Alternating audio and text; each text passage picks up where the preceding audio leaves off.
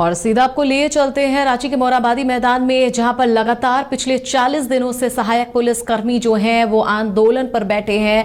भारी बारिश के बीच भी इसी आंदोलन पर लगातार बैठे हुए हैं इस जगह पर। हालांकि इनकी मांगे पूरी नहीं हो रही है, जिस वजह से ये लगातार नाराज दिख रहे हैं और यहां पर लगातार डटे हुए हैं। हमारे सहयोगी अमित लगातार मोरहाबादी मैदान से जुड़े हुए हैं हमारे साथ, उनका रुख करते हैं। अमित, अभी वहां पर क्या हालात है? 40 दिनों से लगातार सहायक पुलिसकर्मी आंदोलन कर रहे हैं। क्या अब सरकार की तरफ से या प्रशासन की तरफ से क्या इन्हें कहा जा रहा है? कोई अल्टीमेटम दी गई है क्या अब तक?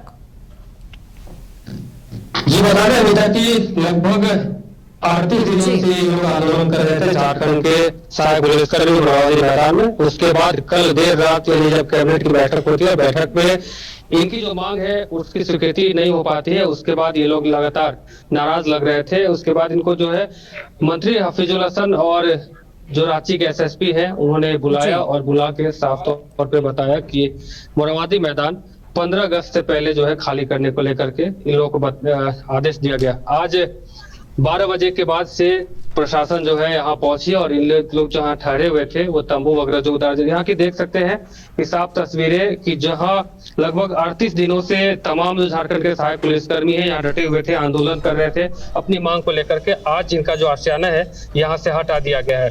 साफ तौर पे कहें कि लगभग 38 दिन से ये तमाम जो झारखंड के सहायक पुलिसकर्मी है डटे हुए थे मांग को लेकर के।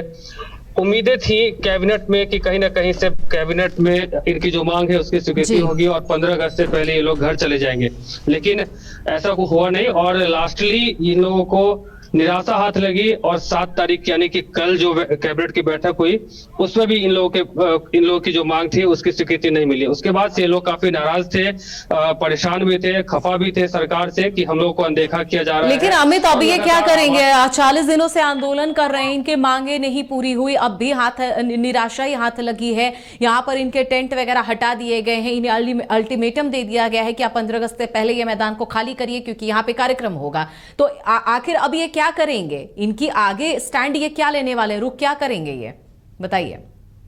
जी फिलहाल बता दें कि ये लोग अब खेलगांव जा रहे हैं शिफ्ट होने के लिए। पुनः 15 अगस्त के बाद जो है वापस ये लोग आ जाए। कुछ प्रतिनिधि हैं उनसे हम बात करेंगे और जानने की कोशिश करेंगे।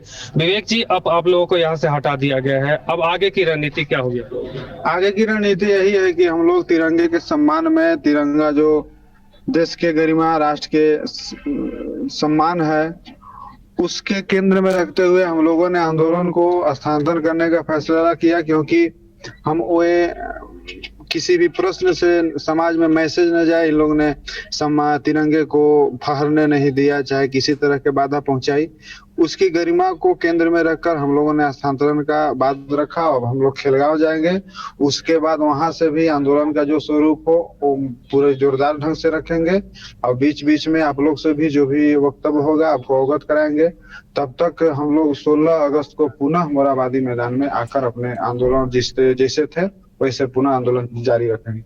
कल रात आप लोगों की देर रात जो है मंत्री हफीजुल हसन से बातचीत होती है, बातचीत में आखिर क्या वहां से निर्देश, क्या आश्वासन मिलता है वहाँ? देखिए, माननीय मंत्री से आश्वासन ही मिला है कि आपका जो विषय है, जो सहमति बना है वो उस सरकार देगी, ये निश्चित है।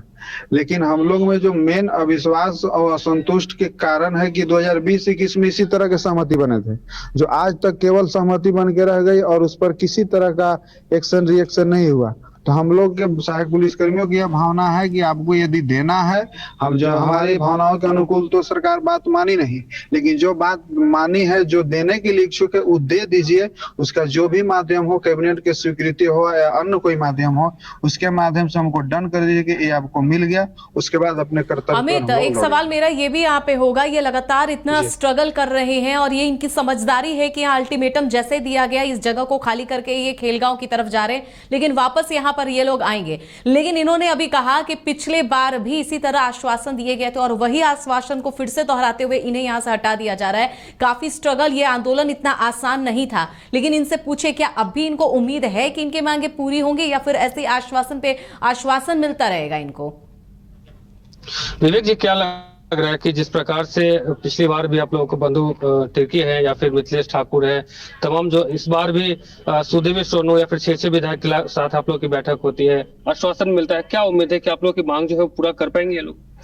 देखिए 2 बार नहीं हुआ, इसीलिए अबर बार अविश्वास की भावना जगी है। यह तो उम्मीद है, सरकार है, करना तो इन्हीं को है। जैसे हम करवा ले या कर दे, हम लोग के आपसी समंजस पर निर्भर है। लेकिन हम लोग के यदि करना है तो करके दीजिए, और झूठा आश्वासन से हम लोग नहीं जाएंगे।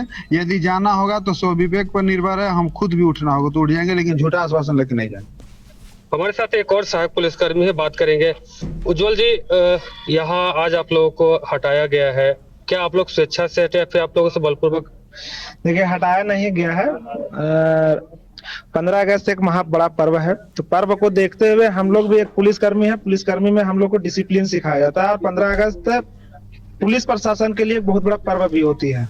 तो पर्व को देखते हुए हम लोग अपने इच्छा से ही अपना ये मोराबादी को छोड़ के हम लोग दूसरी जगह पर स्थानांतरित हो रहे हैं। पुनः 15 अगस्त जैसा ही झंडा तोलन खत्म होती है, झंडा तोलन हम लोग भी समझ सहायक पुलिस करेंगे, क्योंकि ऐतिहासिक मैदान में राज्य का मुखिया हर एक बार झंडा फहराते आए हैं। मेरी मांग, लड़ाई अलग बात है, सरकार को देना ना देना वो अलग मैटर है, लेकिन वैसा चीज से हम लोग खिलवाड़ नहीं करेंगे जो पूर्व से होते हुए आए हैं। और खास करके 15 अगस्त और 26 जनवरी जैसा दिन में हम लोग कुछ वैसा गलत कार्य भी नहीं करेंगे जिसमें समाज में गलत मैसेज मेरा जाए कि सहायक पुलिस के द्वारा ये वो वैसा मैसेज भी नहीं जाएगा, क्योंकि हमारा एक डिसिप्लिन फोर्स है। डिसिप्लिन को देखते हुए हम लोग 15 अगस्त तक हम लोग दूसरी जगह पर शिफ्ट हो रहे हैं। 15 अगस्त जैसा ही झंडा तोलन समाप्त होगी, हम लोग समस्त सहायक पुलिस 16 अगस्त को पुनः फिर मोराबादी धरती पर आएंगे।